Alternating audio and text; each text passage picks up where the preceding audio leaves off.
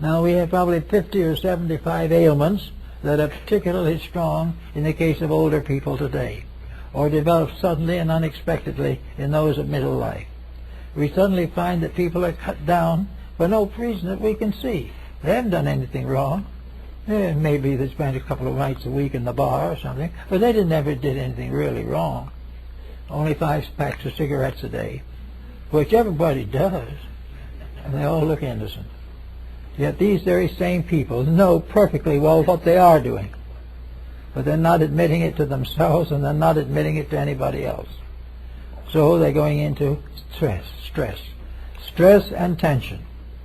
The tension that is inevitable when you know that what you're doing is wrong, and the stress is inevitable when you keep on doing it and will not correct it. So we have probably half the population of the earth today that knows it's not doing it right, but it'd rather worry itself to death than change its ways, and that's what it's doing. And we're finding new and interesting ways to keep more trouble. And then again, young people will go out and die for principles that they never learned to live because they were prevented. Education should begin always with what is a clean, basic pattern for living. Education should provide each human being with a code of life that it can follow without fear, that it can go on and know that it can live its life within that code without unnecessary suffering which it causes for itself. There's no reason why people should reach 50 or 60 years old before the fact that they've made a mistake catches up with them. Most of them don't even know it because they've been talked out of the integrities. The man that talked them out of it is also gone because he believes it. When tension is here, elderly people don't want to live alone. Retirement homes. Homes that break up before the baby arrives. Families in which they're all one-parent families. Some not related or not married at all.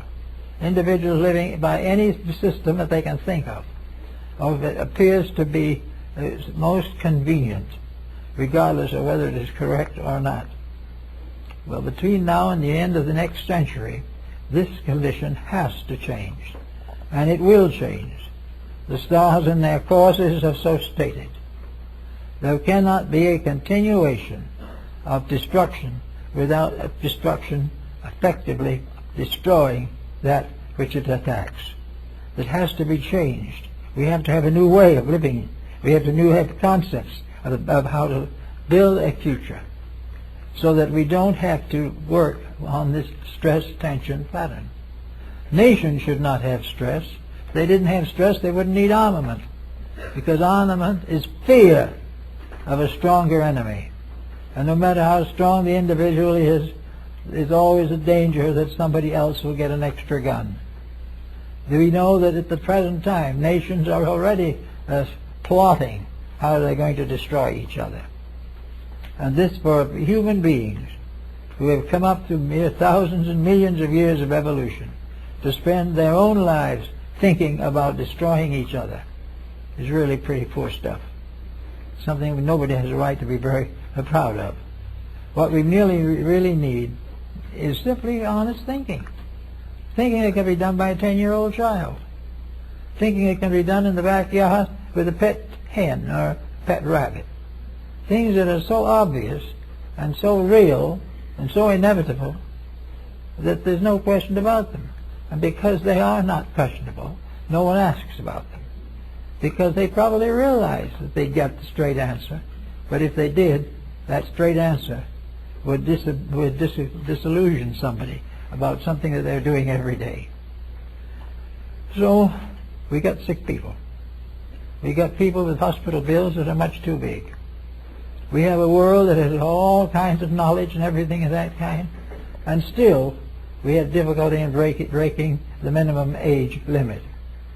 We may have put on 5 years in the course of history to our lawful expectancies, but we've taken 10 years off by our own dissipation. Everything has got to change. Now, we don't need a theology that is full of thou shalt nots And we don't need all that abracadabra that goes with it.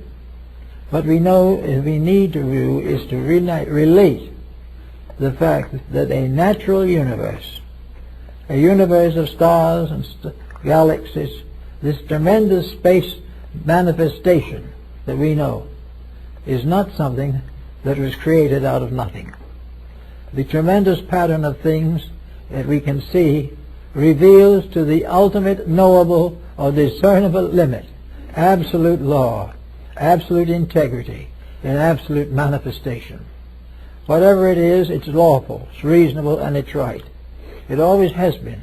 Nothing has ever won against it. Nothing has ever lost that was for it. Now we have this there. The idea of trying to change it, trying to prove, for instance, that the young child doesn't need a home, trying to prove that it doesn't do better with one parent than it will with two. All of this is contrary. If it hadn't been, it wouldn't have been set up correctly. When the two-parent system was set up by natural law in the human family, it was set up because that was what humanity was expected to have. We have been now several thousand years trying to get rid of this. Instead of trying to get rid of the integrities of life, we should be trying to get them built up, strengthen them, and give more power to that which it is obviously the intention of the creating power. We need these things. We need obedience to universal law, and not obedience to the whining of ignorant and even criminal people. We need to understand nature, and there's no reason why a high school graduate shouldn't already know enough to live a clean life, not only for the length of time he expects, but maybe for a couple of extra 100 years if he does it right. We do not need to have all this vast experiment to try to prove something that's no good if we prove it. And when we kindly do prove it, then something comes along and disproves it almost immediately. We need to have a reasonable fear of being wrong, a natural fear, a natural anxiety. But this natural anxiety should incline us inevitably to correct the thing they're afraid of, so that we will no longer fear it. And we will discover that what we thought we feared was really a wonderful truth in disguise, which we were reluctant to accept. When we understand these things and understand them right, we won't have any problems. They're perfectly natural, perfectly reasonable. The archetype of the universe, the great trestle board of the heavens, is there. We know the infinite patterns of life. We see them traced in the rocks. We see them in the mountains and in the seas. We see life in every element. And wherever we see man, we see him destroying life. When man destroys enough life, he's going to destroy himself with it. There's no reason why everything that exists should be sacrificed to the whim of man, who doesn't even know why he exists or have any real interest in finding out. All he's interested in is being secure and prosperous and important for the few years of his life. Then he will disappear, and his moral problems will disappear with him, but they'll stay with us until somebody solves them. So we can get down to freedom from stress and tension. We all get tired. That's expected. We all have our little problems that we're not going to cure right away. But if we can get a basic set of values, knowing that if we keep the rules, they'll keep us. If we break the rules, they'll break us. And begin by recognizing what constitutes the foundations of a good life. The acceptance of responsibility. The recognition of the rights of others to succeed. The rights of all living things, animate and inanimate, to have their fulfillment in this world of which we are a part. That all things have a right to be considered.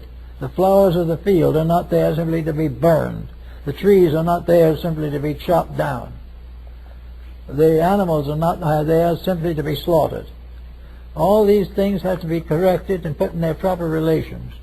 And when humanity becomes harmless, it will not be subject to harm.